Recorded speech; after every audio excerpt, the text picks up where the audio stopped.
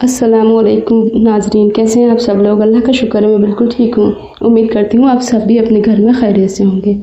तो एक बार फिर से मैं हाजिर हूँ अपनी एक नई वीडियो के साथ, जिसका टॉपिक है दरूद शरीफ की अहमियत, दरूद शरीफ की फ़जीलत। अल्लाह ताला ने पूरी कायनात बनाई है दरूद शरीफ, जिसमें से दरूद शरीफ भी है जो हमको पढ़ना है, और दरूद शरीफ हुज़ूर सल्लल्लाहु अलैहि वसल्लम को पेश करनी है। ये दरूद शरीफ है ना, पूरी कायनात का वजीफ़ा है।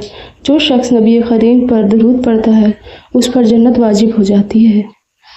दरूद पाक मुख्तलिफ़ तरह के होते हैं, जैसे दरूद इब्राहीम, दरूद ताज। दरूद पाक का अंदाज़ा इस बात से भी लगाया जाता है, दरूद पाक पढ़ने पर अल्लाह ताला के हुक्म पर अमल किया जाता है। जो शख्स एक मरतबा दरूद शरीफ पढ़े उसे अल्लाह ताला उस पर 10 रहमतें नाजिल करता है, 10 गुनाह मिटा दिए जाते हैं, 10 दर्जात बुलंद किए जाते हैं। और दुआ मांगने से पहले और दुआ मांगने के बाद दरूद शरीफ ज़रूर पढ़ना चाहिए, वरना दुआ ज़मीन और आसमान के बीच लटकी रहती है। दरूद शरीफ को कसरत से पढ़ने से परेशानियां टल जाती हैं। जो शख्स दरूद शरीफ को कसरत से पढ़ने वाला होता है सुकून में रहता है और हर तरह की एंजाइटी, घबराहट, बेचैनी से दूर रहता है।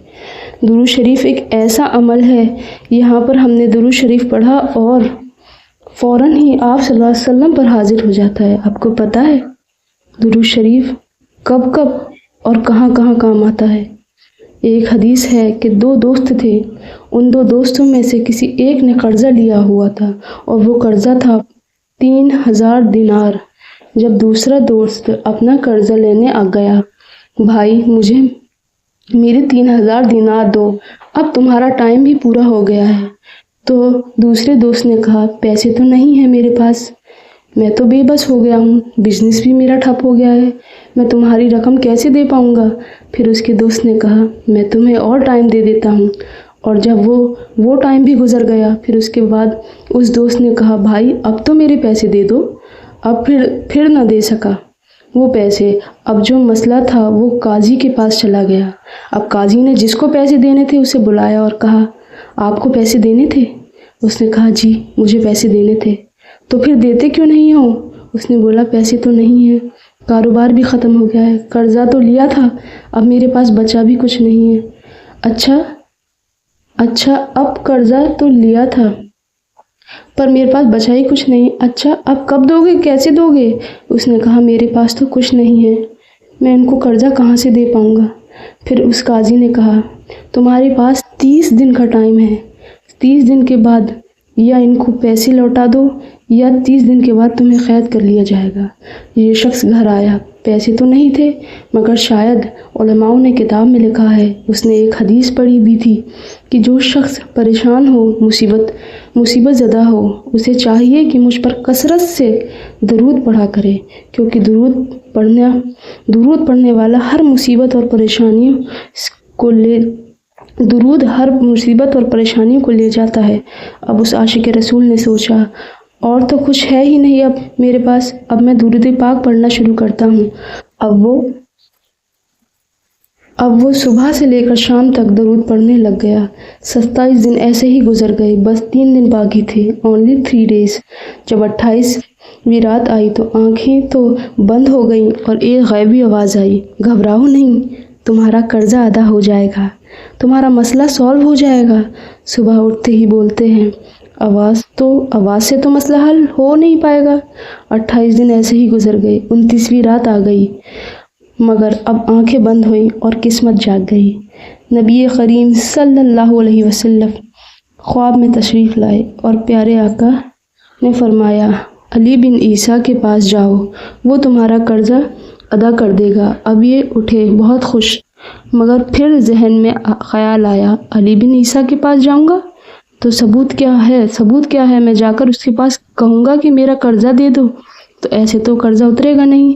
और मैंने कहा, नबी पाक ने ख्वाब में कहा है, अगर उसने मुझसे कोई निशानी मांगी तो मैं क्या निशानी दूंगा।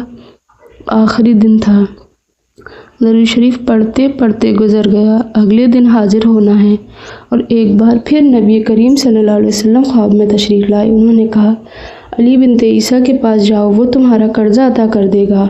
کہا حضور چلا تو جاؤں گا، مگر وزیر مجھ سے کچھ نشانی مانگے گا تو میں کیا دوں گا؟ پیارے آقا نے ارشاد فرمایا کہ تم علی بنت عیسیٰ سے کہنا کہ تم روزانہ فجر کے بعد 5000 بار تسبیح پڑھتے ہو، یہ راز تمہیں اور تمہارے خدا کو پتہ ہے۔ اب اگلے دن اٹھا اور گیا، وہاں پر دربار لگا ہوا تھا اور من ہی من ڈر لگ رہا تھا۔ وہ علی بنت عیسیٰ کے پاس پہنچا اور بولا کہ میں ایک پیغام لایا ہوں۔ اس نے کہا کیا پیغام لائے ہو، بتاؤ۔ اس نے کہا نبی کریم صلی اللہ علیہ وسلم نے مجھے بتایا ہے کہ آپ فجر کی نماز کے بعد 5000 بار درود شریف پڑھتے تھے۔ جیسے ہی علی بنت عیسیٰ کو یہ بات پتہ چلی، وہ خوشی سے جھوم اٹھے اور کہنے لگے کہ کیا تمہیں حضور صلی اللہ علیہ وسلم نے بھیجا ہے؟ کہ ہاں، مجھے عاشق رسول نے بھیجا ہے۔ کہ کیا ثبوت ہے تمہارے پاس، کیا فلسفہ ہے؟ کہ حضور میں آپ کے پاس ثبوت بھی لے کر آیا ہوں۔ حضور نے مجھے بتایا ہے کہ آپ صبح فجر کی نماز کے بعد 5000 بار درود شریف پڑھتے ہیں اور بنا 5000 کا عدد پورا کیے کسی سے بات بھی نہیں کرتے ہیں۔ تو وہ یہ بات جان کر خوشی سے جھوم اٹھے اور کہنے لگے واقعی تمہیں حضور صلی اللہ علیہ وسلم نے بھیجا ہے۔ اب تمہارا مسئلہ کیا ہے؟ کہ حضور نے کہا تھا کہ یہ بات علی بن عیسیٰ کے پاس جا کر کہنا، وہ تمہارا قرضہ عطا کر دے گا۔ تو بس میں اسی بات کو لے کر آپ کے پاس پیش ہوا ہوں۔